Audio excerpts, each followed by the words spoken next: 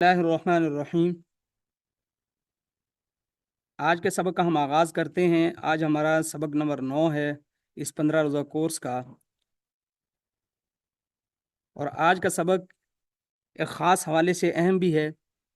اس کی وجہ یہ ہے کہ ہمارے معاشرے میں یہ بات مشہور ہے کہ مردوں اور عورتوں کی نماز کے طریقے میں کوئی فرق نہیں ہے۔ تو آج ہم یہ جانیں گے کیا واقعی مردوں اور عورتوں کی نماز کا طریقہ ایک ہی ہے یا اس میں کچھ فرق بھی ہے۔ سب سے پہلے ہم خواتین کی نماز کا اجمالی طریقہ دیکھ لیتے ہیں مختصراً کہ وہ کیسے پڑھیں گی نمازیں۔ ویسے تو مرد کی نماز کا جو طریقہ ہم نے پیچھے ذکر کیا تھا اس کے اندر طریقہ آ گیا، لیکن اس کو دوبارہ سے ذکر کر لیتے ہیں تاکہ ہمارا لیکچر پورا اگر ہم کہیں شیئر بھی کرنا چاہیں تو ایک تو عورتوں کو یہ پتہ چل جائے کہ مکمل نماز کا طریقہ کیا ہے، آخر میں جو فرق ہے مرد کے ساتھ اس کے دلائل بھی ہم ذکر کریں گے انشاءاللہ۔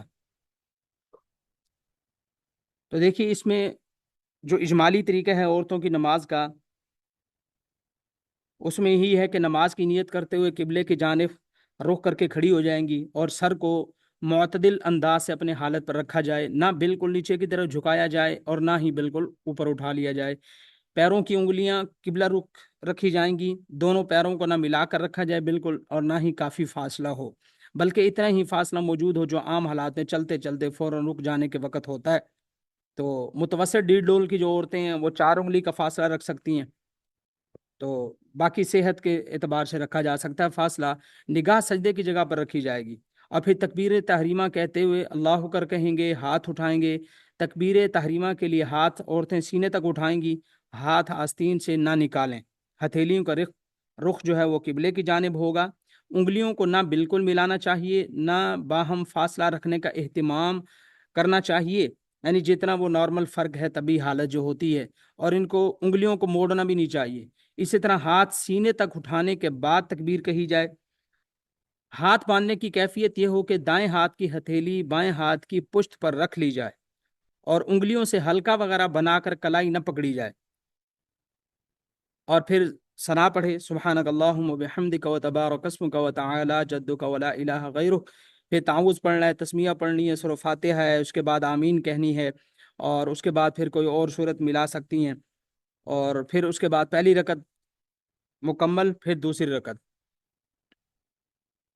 مطلب اسی طرح ایک رکعت تلاوت وغیرہ کی جائے گی، ایسی دوسری رکعت ہوگی۔ البتہ رکوع کے اندر یہ ہے کہ پہلی رکعت قرات کے اعتبار سے دوسری سے لمبی ہونی چاہیے، اور عورتیں جو ہیں وہ جہری نماز کے اندر بھی آہستہ ہی قرات کریں گی۔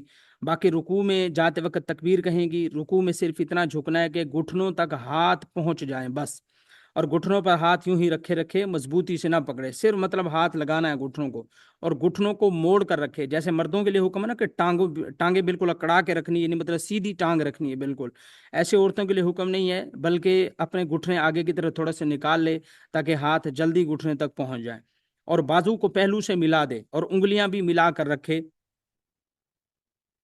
بازو جو ہیں یہ پہلو کے ساتھ ملے ہونے چاہیے، چپکے ہونے چاہیے، آگے ہم یہ فرق سمجھیں گے دلائل کی روشنی میں۔ اور اس کے بعد رکوع کی تسبیح پڑھنی ہے، پھر رکوع سے اٹھ جائے، سمیع اللہ لمن حمدہ کہے، ربنا لک الحمد کہے، رکوع سے سیدھی کھڑی ہو جائے گی، اور پھر سجدے میں جاتے ہوئے تکبیر کہے گی۔ دونوں ہاتھ پہلے جو ہے سجدے میں پہلے دونوں گھٹنے رکھنے ہیں، پھر ہاتھ رکھنے ہیں، پھر ناک، پھر پیشانی، چہرہ دونوں ہتھیلیوں کے درمیان ہونا چاہیے، انگوٹھے کان کے پاس ہونے چاہیے، اور ہاتھوں کی انگلیاں ملی ہوئی ہوں۔ سجدے میں عورت سمٹی ہوئی رہے گی، پیٹ ران سے اور کوہنیاں بازو سے ملا ہوا ہو، یعنی پیٹ کو چپکا لیں گی ران کے ساتھ، اور باقی ان کا جو بازو ہے وہ بھی چپکا ہوا ہو، ہاتھ وغیرہ ملے ہوئے ہوں۔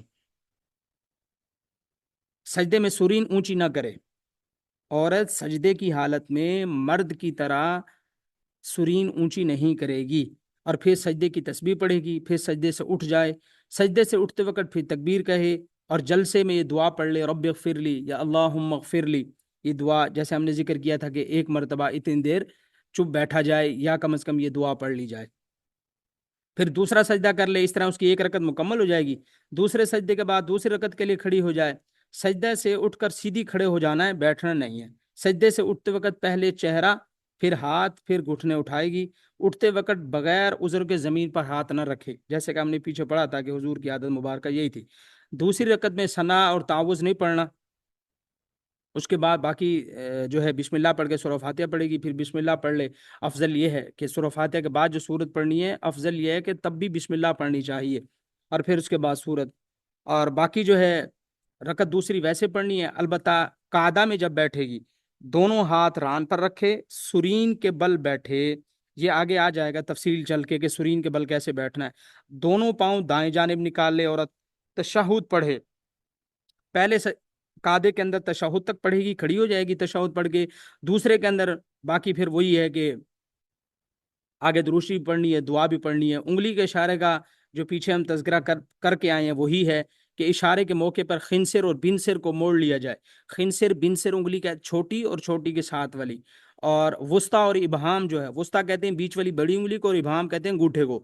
بڑی انگلی اور انگوٹھے کا حلقہ بنا لے گی، چھوٹی انگلی اور اس کے ساتھ والی کو موڑ لے گی، سمیٹ لے گی، فولڈ کر لے گی، اور پھر بچ جائے گی شہادت کی انگلی۔ شہادت کی انگلی سے قبلے کی جانب اشارہ کیا جائے گا، بالکل آسمان کی طرح نہیں اٹھائیں گے۔ اور جب انگلی اٹھائیں گے، اشارہ کریں گے شہادت والی انگلی سے، تو دیکھیں گے بھی انگلی کو ہی، اور لا الہ پہ انگلی اٹھانی ہے، الا اللہ پہ رکھ دینی ہے، اور انگلی کو آخر تک حرکت نہیں دینا، اور انگلیوں کو موڑے رکھنا ہے۔ ہلکا بنانے کی کیفیت نماز کے آخر تک رہے گی۔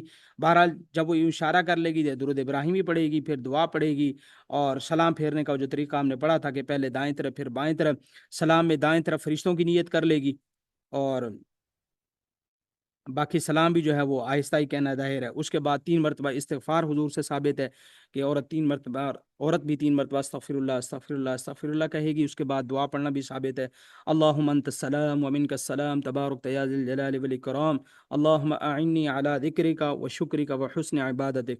تو یہ دعائیں آپ صلی اللہ علیہ وسلم سے منقول ہیں۔ یہ جی مختصر طریقہ عورت کی نماز کا